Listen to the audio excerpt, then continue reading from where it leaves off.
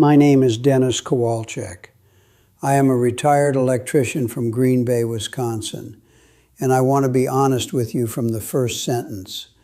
I am not the kind of man who talks about his feelings.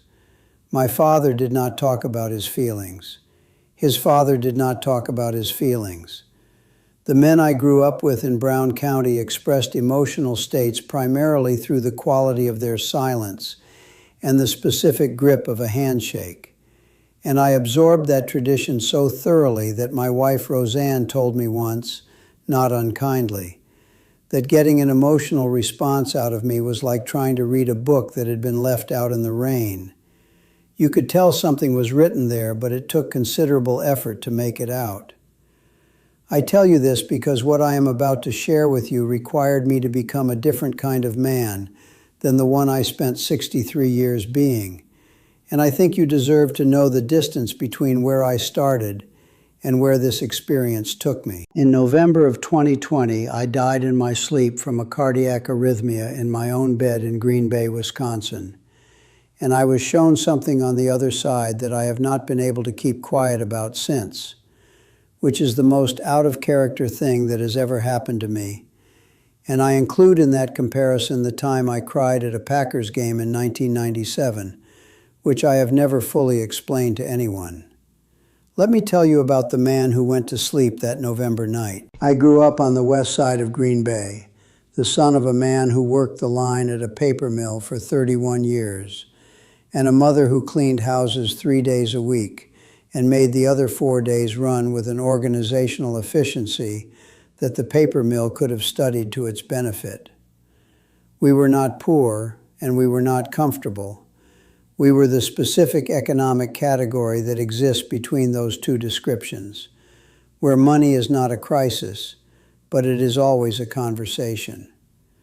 I had 2 older sisters, both of whom were considerably smarter than me in the academic sense, both of whom went to college, and I, at 17, looked at college the way I looked at the price of a new truck, theoretically available but not currently relevant to my actual situation. I got my electrician's apprenticeship at 18 through a union hall on the east side where a friend of my father's had a word with the right person at the right time, which is how a significant percentage of the important things in my life were arranged. I worked for 39 years, residential, commercial, some industrial.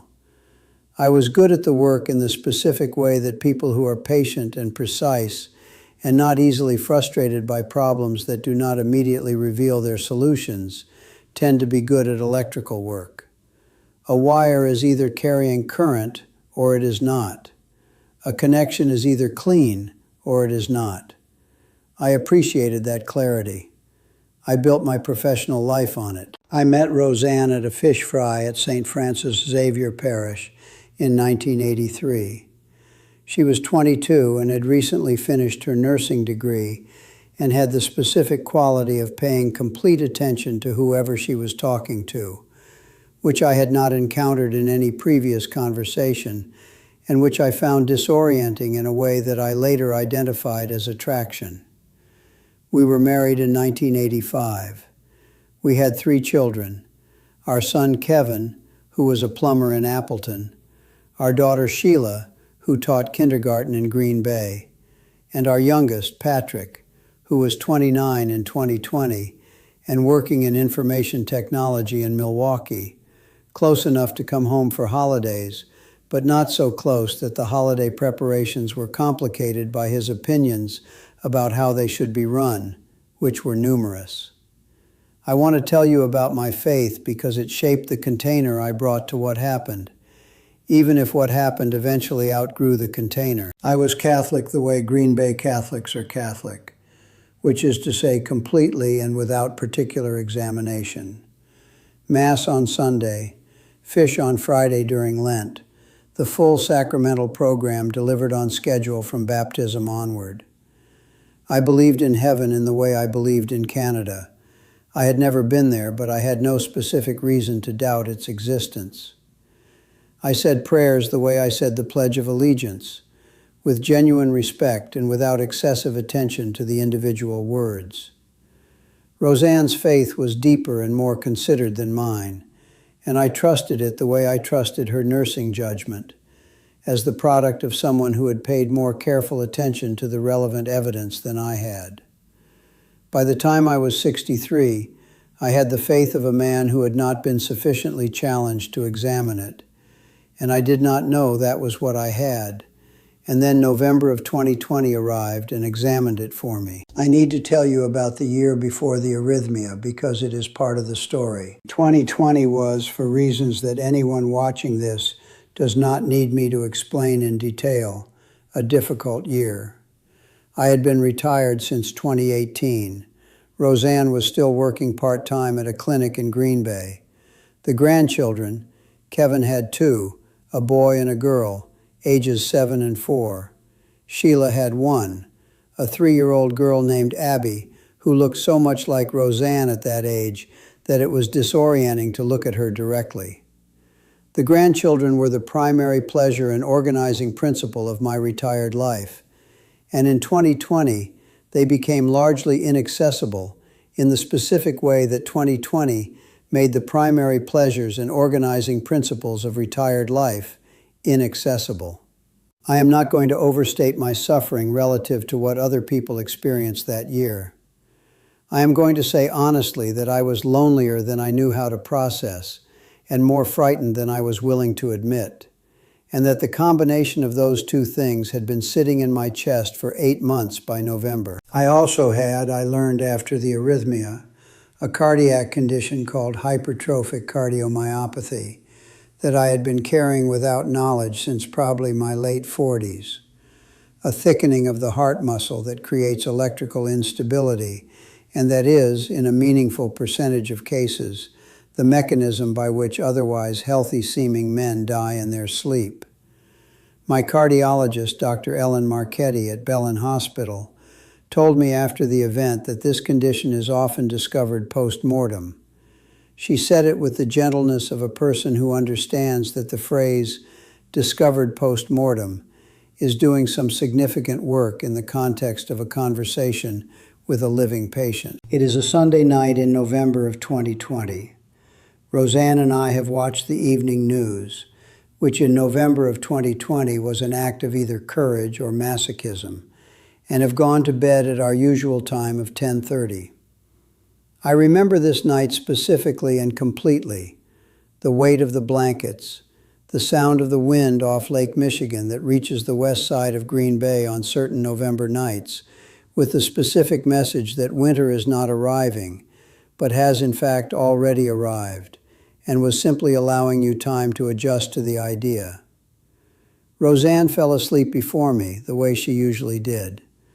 I lay awake for perhaps 20 minutes, thinking about nothing in particular, which is the mental state most available to me at 10:30 on a Sunday, and which I had never previously identified as something to be grateful for. And then I was not in the bed. I want to be precise about this because precision is the framework I brought to everything, and I am applying it here even though the subject matter resists it. There was no transition I can identify, no sensation of leaving, no awareness of the heart stopping, no pain, no breathlessness, no Hollywood production of a man dying in his sleep. One moment I was in the bed in Green Bay, Wisconsin, aware of the weight of blankets and the sound of November wind, and the next moment I was somewhere that had none of those things, and needed none of those things because it was complete without them. The first thing I want to tell you about where I was is that it was familiar. That word arrived immediately and has stayed with me. Familiar. Not in the sense that I had been there before in any memory I could access. Familiar in a deeper sense. The way a mathematical principle is familiar when you finally understand it. Not because you have seen it before, but because something in you recognizes it as true. I was in a space that my soul, if I am going to use that word, and I am going to use that word, recognized as belonging, as being in some fundamental sense where I was from. The peace was the first quality, and I will try to describe it as an electrician would describe it. which is to say in terms of what it carried and how it moved. The peace was not static. It was not the peace of an empty room. It was the peace of a circuit running at exactly the current it was designed to carry. Not strained, not underloaded, simply right. Functioning at its correct specification.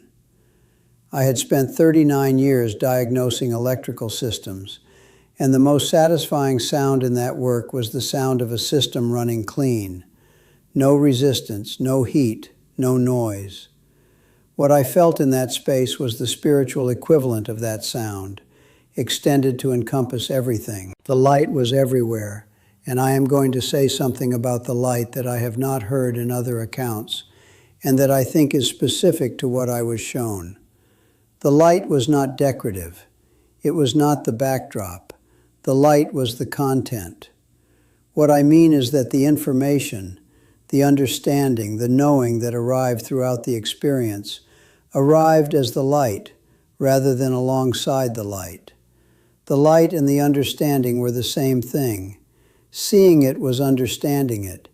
Being inside it was being inside the knowledge it carried. There was a presence. I am going to describe it the way I would describe a presence I encountered in my working life, by its effects rather than its appearance, because the appearance is not translatable into visual description with any accuracy. The presence affected me the way a correctly wired system affects a properly rated component.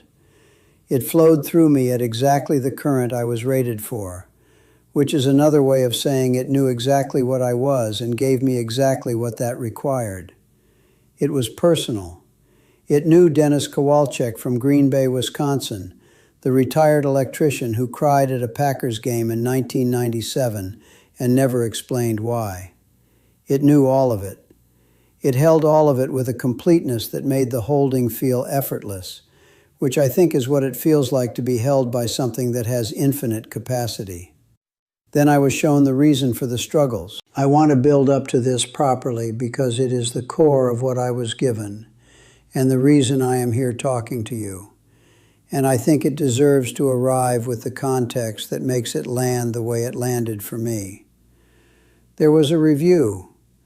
Mine was not a dramatic production. It arrived the way a well-organized filing system arrives when you finally understand how it was organized. Not chaos becoming order, but a pre-existing order becoming visible. Every significant moment of my 63 years presents simultaneously, the way a finished electrical schematic shows every connection at once, rather than one at a time. And what I saw in that schematic was not primarily what I had achieved. It was what I had been asked to carry. I want to tell you about my father because he is essential to what I was shown. My father was a man of the same school as me, quiet, competent, emotionally interior in a way that his generation of working-class Midwestern men treated as a virtue. He died in 2002 at 71 from a stroke that was probably the third or fourth stroke he had experienced and not reported, because reporting a stroke would have required him to discuss his physical vulnerability with another person, which was not a transaction he was willing to conduct.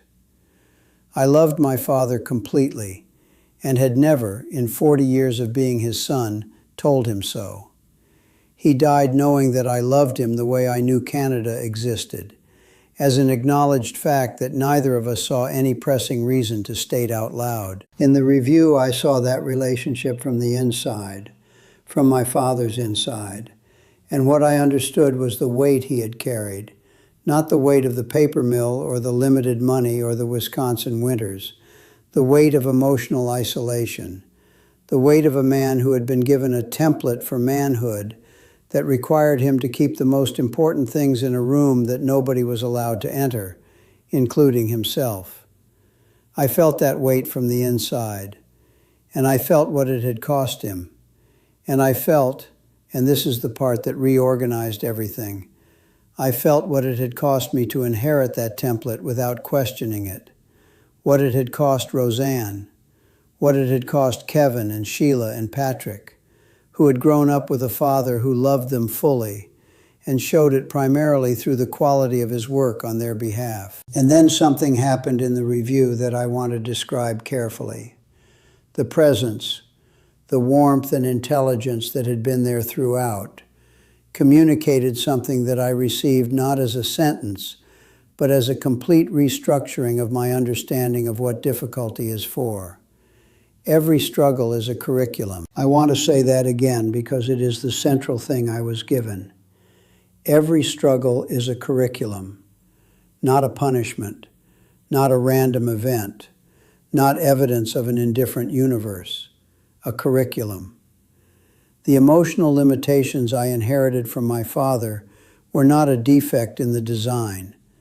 They were the specific material I had been given to work with, and the work was to examine them, to understand them, to decide consciously what to keep and what to revise.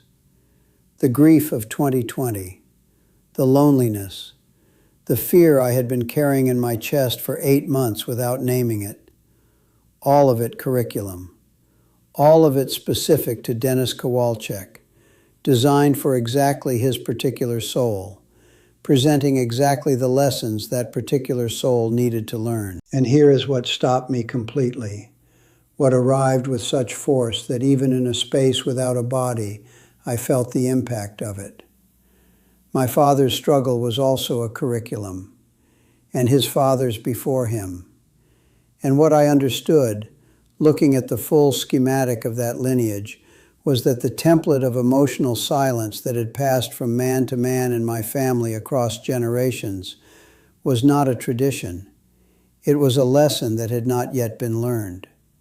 That every generation that failed to learn it handed it to the next, and the lesson accumulated weight with each passing, and the weight was what I had felt in my father's inside during the review. And the lesson that had been placed in front of me, the lesson of my life, was whether Dennis Kowalczyk was going to be the man who learned it, whether I was going to be the one who opened the room. There were beings present during this, more than one.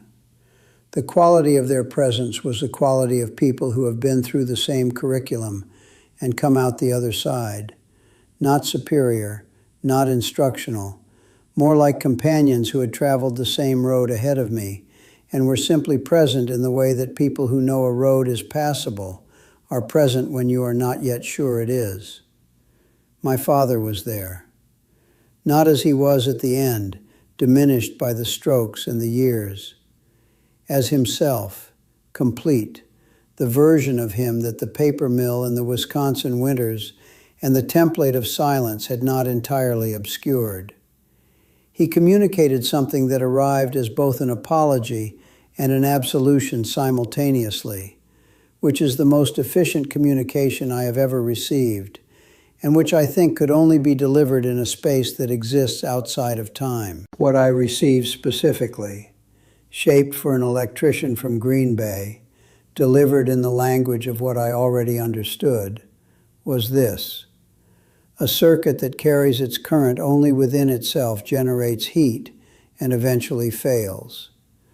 A circuit that connects outward, that completes itself through contact with other circuits, is the only design that sustains.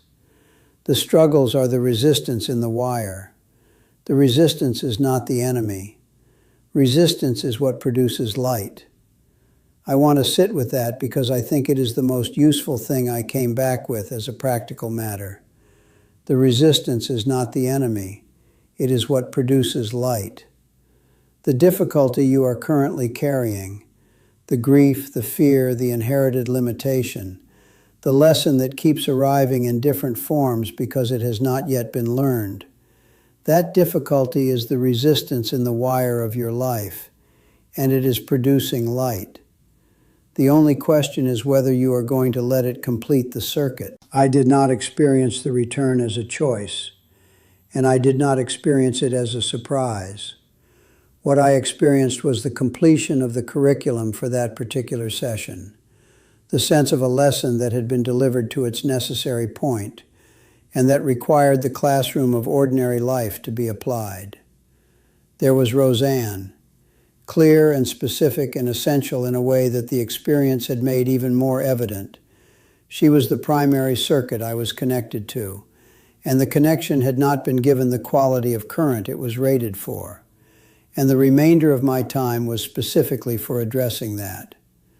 There was Patrick, who was carrying something I had not yet been willing to look at directly.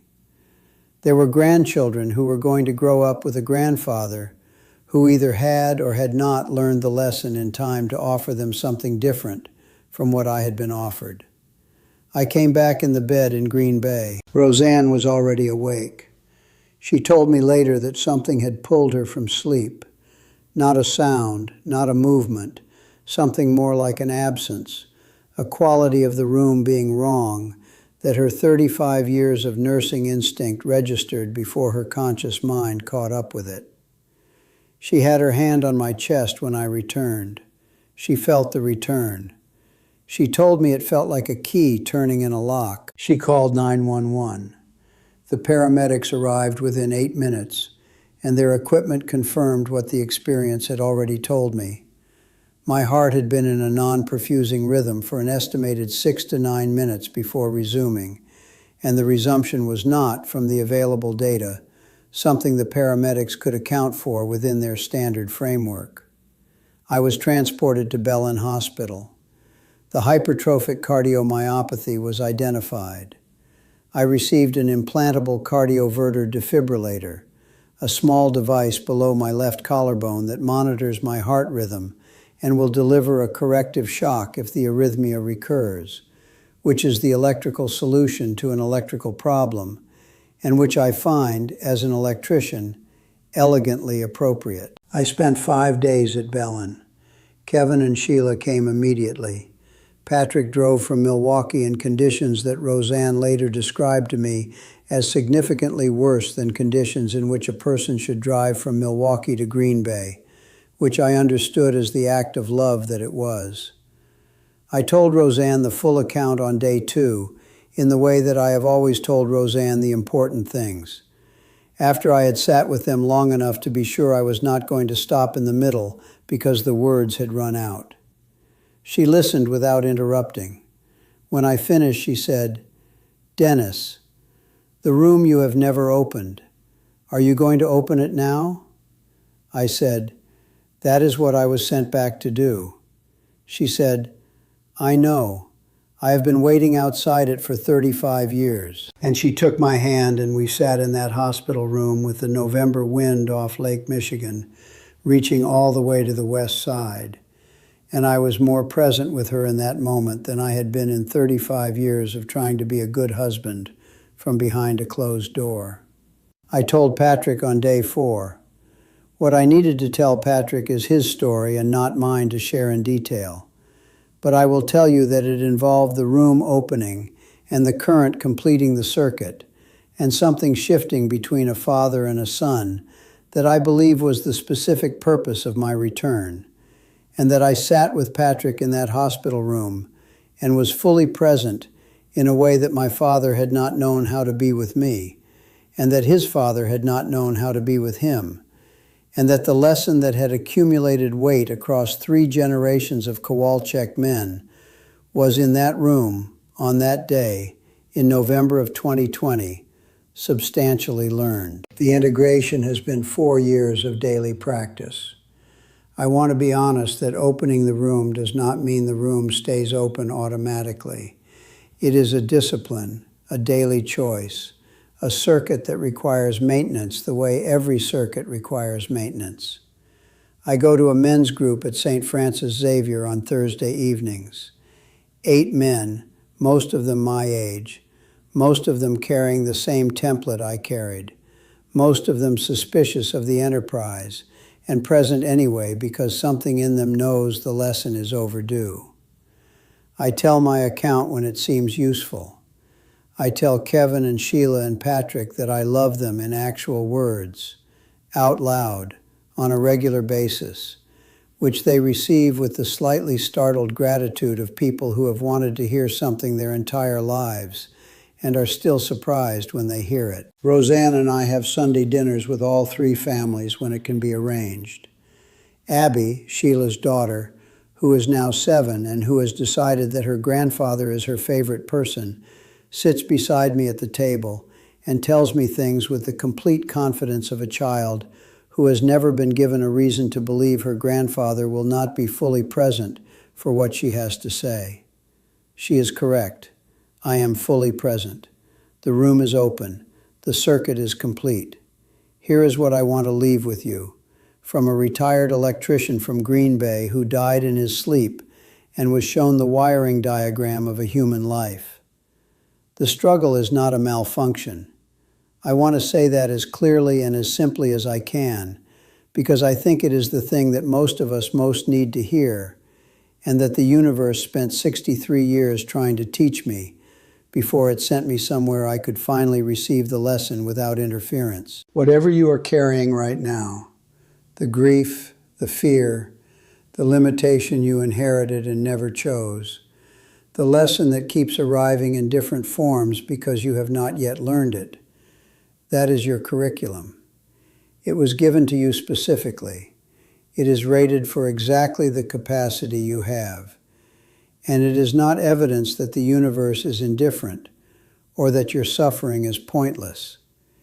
It is evidence that you are enrolled, that you are here to learn something specific that only your specific struggle can teach. The resistance is not the enemy. The resistance is what produces light. Open the room. Whatever room you have been keeping closed, out of the template you inherited, out of the fear of being seen, out of the accumulated habit of a man or a woman who learned early that the safest place is behind a closed door. Open it. The current that has been building behind that door your entire life is not going to overwhelm you. It is going to complete you. It is going to connect you to the circuits around you in a way that produces exactly the kind of light that nobody can produce alone.